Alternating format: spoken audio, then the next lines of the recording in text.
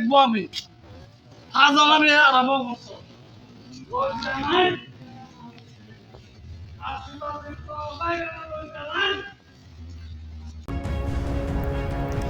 आज भाजपा 49 छामोनू मंडल के कार्यकारी अध्यक्ष मूल्यराम चकमा और अन्य नेताओं ने दिन दहाड़े तिपरामौथा कार्यकर्ताओं पर हमला किया और धमकी दी।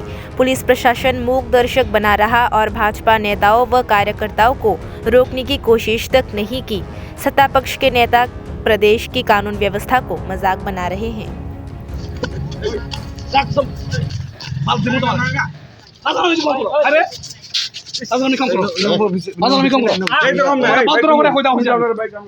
সাবধান ব্যবহার হলো একটা ত্রিপুরা মাথায় গেলে দেখবো আমি হাজার আমি আরম্ভ করছো